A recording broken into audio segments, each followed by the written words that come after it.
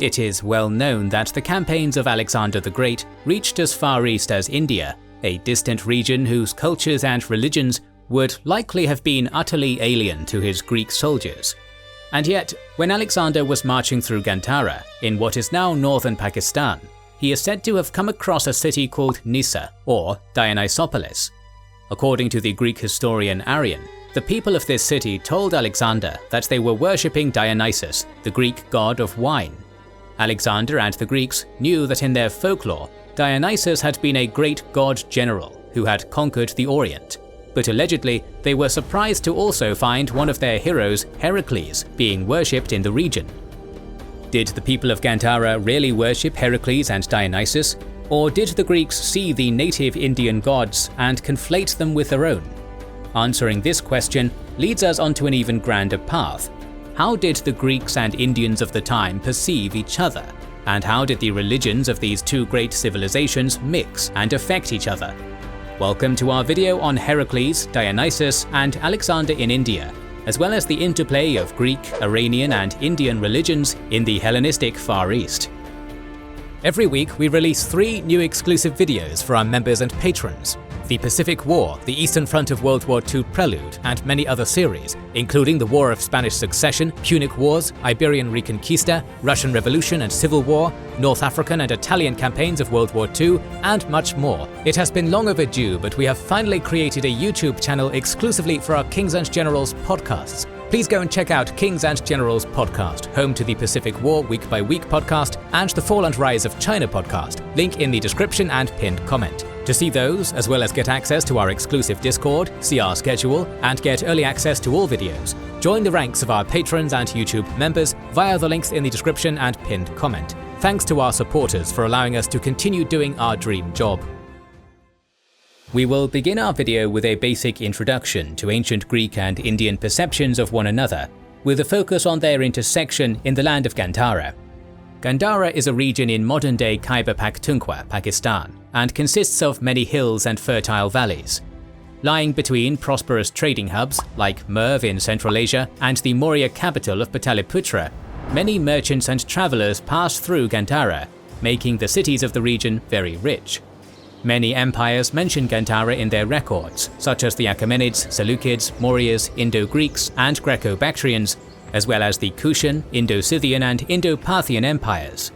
Gandhara was thus very religiously and culturally diverse. The city of Taxila, perhaps the richest and most famous of Gandharan cities, had many Buddhist temples, as well as possibly many houses of worship for those of Zoroastrian, Jaina, and Iranian or Greek polytheistic allegiance. We can thus see that the region of Gandhara was a hotspot of cultural interaction. To understand why, when the Greeks arrived in Gandhara and the Indian subcontinent as a whole, they assumed that Herakles and Dionysos were being worshipped in the region, we must understand Interpretatio Graeca and Alexander's personal religious persuasions. Interpretatio Graeca is a term used to describe how Greeks would understand foreign gods with their familiar names. For example, Herodotus, the historian, described both Egyptian and Scythian deities with Greek deity names, only occasionally using local names. This means of understanding served as a form of analogy for Greeks to understand which foreign gods corresponded to their own, which helps explain why, upon reaching Gandhara, the Greeks witnessed local Indian gods and conflated them with Dionysos and Herakles.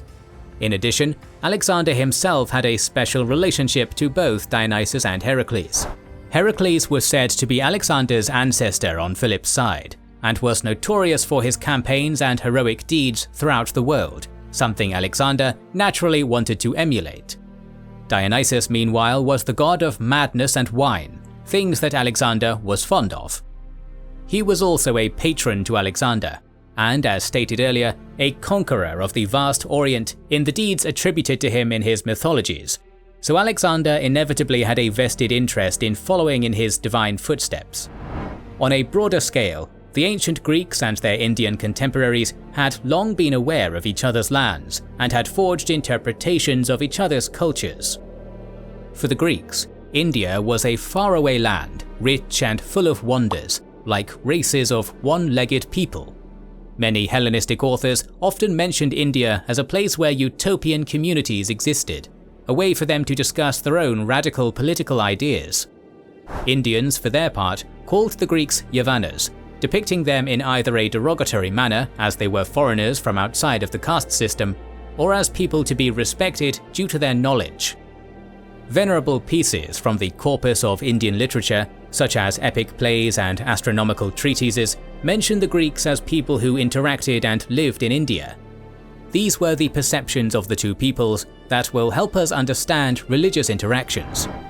With this context in mind, we have to ask the question, who were the Indian gods which Alexander identified as Herakles and Dionysos? It should be noted that it's not Alexander alone who asserted these two Greek gods were worshipped in Gandhara.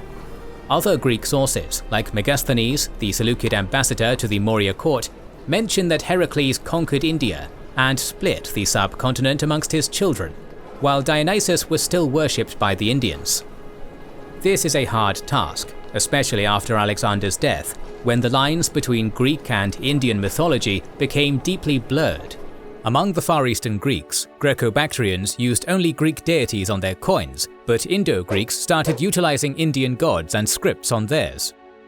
A practice which was continued by the Indo-Scythians, Indo-Parthians and Kushans who eventually conquered them. Some Indo-Greek kings used bilingual coins in Greek and the local Kharosthi language. The Kushans were the most creative, using Greek as well as Hindu, Buddhist and Zoroastrian deities on their coinage, alongside Wesho, Mao and Adoksho, Iranian deities of the wind, moon and fortune respectively. Moreover, Buddha Gautama and Maitreya, the Buddha of the future, both appear as well. These deities show the diversity and cultural cross-pollination of Gandhara, problematizing our attempts to draw direct parallels between Herakles and Dionysus and local Indian gods. With that said, we will do our best anyways. Let us begin with Herakles, the god of strength. Herakles appears on the coinage of post-Alexander Greek kings in India. His statues appear in Buddhist temples in the region, as well as in central India, in Mathura, where he's seen fighting the Nemean lion. According to Richard Stoneman, Herakles probably was linked to a local Vedic deity called Vasudeva Krishna. This god, who also appears on coins of Indo-Greek king Herakles I, is part of the quintuplet of Vrishi heroes. These heroes were the gods of the clans of central India and symbolized martial strength and power. Vasudeva Krishna had his own cult, which emerged after the decline of Vedic Brahmanism in the age of the Mahajanapadas. This cult appears to have had some influence in Indo-Greek lands, as the Indo-Greek king, Antiochus, commissioned a pillar in Sanchi to the god's vehicle, Garuda, through his ambassador Heliodoros. The god's favored bird shows that he was a sort of precursor to Vishnu, the preserver deity in classical Hinduism. Specifically, he most likely became Krishna, perhaps one of the most important avatars of Vishnu alongside Rama. Herakles also appears to have influenced the Zoroastrian Yasata of victory, called Berith-Ragna. These three deities were known for their strength and might, hence their identification with each other. There is, however, another deity that Herakles was associated with. To find out who, we must go to the site of Tapashotar in Afghanistan. Within the site, we see many samples of the so-called Gandhara school of art. This school, which combined Greek, Indian and Iranian styles in the service of Buddhism, was incredibly popular with the Scythian and Kushan rulers of the region. Within Tapashotar, we see the Buddha in meditation, surrounded by two mighty figures. One appears like Tyche, the Greek goddess of luck and the protector of many Hellenistic cities, holding a cornucopia. In reality, the woman is Hariti, a cannibal demon and smallpox deity from eastern India, who according to legend became a Buddhist and a guardian of children after the Buddha hid her beloved son under his begging bowl. Over time, Hariti became a popular deity and followed the Buddha across India in many temples. The other figure looks like Herakles, with his mighty physique and beard. However, he also seems to hold a Vajra, or a diamond thunderbolt weapon in Indian mythologies, usually associated with Indra. This figure is not actually Herakles, but a bodhisattva who guards the Buddha called Vajrapani, or thunderbolt bearer. Vajrapani rarely appears in early Buddhist sources, but appears to have had a bloom in depictions in Gandhara. This is because Herakles, with his association with Zeus, or the Indra of the Greeks, and a mighty hero, could have filled this role easily as a guard of the Buddha. According to Jason Nealis, Buddhists tended to localize the Buddha's life wherever they went to make it more familiar. They also tended to subdue or convert local deities to Buddhism to show Buddhist strength and power. Herakles' image is here used to show a Buddhist deity, a testament to the diversity of Gandharan art. Dionysos in India is a bit of a trickier figure to pin down. Local wine cults did exist in the region, as Anna Filigenzi has discussed the presence of wine pressing holes in Gandharan caves. However, we do not know much about these cults, and they likely date back to before Alexander and the Hellenes had a huge impact on the region. With that said, wine-related religious rituals are commonly represented in the Gandharan art of the era, when Greek kings ruled the region. It usually appears in the form of imagery depicting parties and wine, revelries present on Buddhist stupas. Buddhist monasteries were likely involved in wine cultivation, possibly using it for medical purposes. Thus, we can see that the existence of local wine cults in India may have led the Greeks to believe Dionysus was worshipped in the region. However, the Greeks weren't the only ones with a god of wine and revelry. Gandhara is one of the regions where Shaivism, the worship of Shiva, took hold. Shiva has many avatars, one of which is Rudra, who shares many similarities with Dionysus. Skanda, Shiva's son and the god of war, also has similarities to Dionysus in his martial and mystical qualities. We can thus see a combination of influences in the region manifesting themselves into what the Greeks would ultimately perceive as the worship of Dionysus. Like Herakles, some analogies can be made to multiple deities, both Indian and Iranian. More importantly, this Greek perception of the other, as well as the cultural vibrancy of Gandhara, allowed for new understandings of mythologies in both art and folklore. Dionysus and Herakles were not the only deities who had parallels drawn between themselves and various Indian and Iranian gods. We have mentioned before how different kingdoms used different deities on coinage.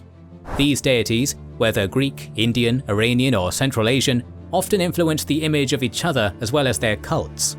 For instance, the goddess Artemis, being a moon goddess as well as a hunting goddess, was associated with the goddess Nana, who was worshipped in Bactria. Nana herself was an import from Mesopotamia and was mixed in with an Iranian goddess called Anahita.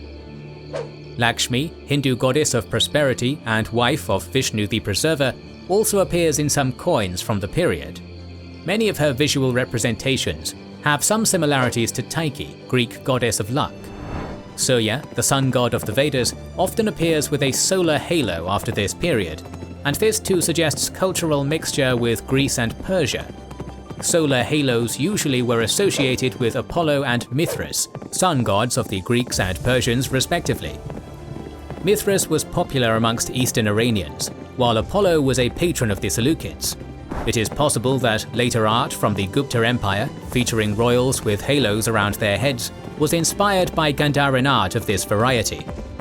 Even Shiva the Destroyer shows some similarities to a Central Asian god called Wesho, who, like Shiva's Rudra avatar, could control storms.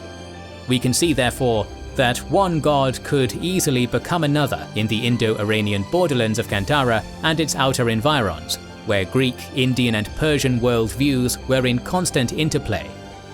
Perhaps the most intriguing examples of cultural cross-pollination in this region and time are the ones present within the region's Buddhist practitioners. As we have mentioned, Mahayana Buddhism found an early stronghold in Gandhara, and one of its unique features is the presence of bodhisattvas. Bodhisattvas are practically enlightened but have forsaken nirvana, eternal reward, in order to help the rest of the world achieve theirs. Some bodhisattvas, like Maitreya and Avalokitesvara, appear often in Gandharan art. Many of these bodhisattvas may have had artistic influences from Greek and Persian gods. For instance, the Buddha Maitreya, a future Buddha who is meant to spread the Dharma once more, could have been influenced by the Shaushant, a Zoroastrian messianic figure that influenced Judaism as well. Hariti, whom we have discussed previously, often appears with her husband Pansika in statues in the form of the Central Asian prosperity gods Pharaoh and Ardoksho. Moreover, they also frequently appear in Gandharan art in stupas linked to wine cultivation, possibly as beneficiaries of good health and merit. Buddhist stupas from the period also show small forms of the god Eros, or nymphs, tritons, and atlases. These can be seen as yakshis or nagas, or Indian mythological sea creatures that were tamed by the Buddha, or even Greek deities under Buddhist service. To root back to where we began this video and summarize, the Herakles and Dionysos that Alexander found in India most likely were reflections of the local Indian gods Vasudeva and Rudra. The conflation of Indian and Greek gods with similar traits in Gandhara was the result of the region being a melting pot of Greek, Indian, Iranian, and Central Asian peoples, all of whom exchanged ideas and religions with one another. These exchanges happened throughout the Hellenistic period and produced some of the most culturally vibrant art of the time. These exchanges, whether philosophical, religious, or social, provide us with glimpses into a period when one god could become another depending on the audience.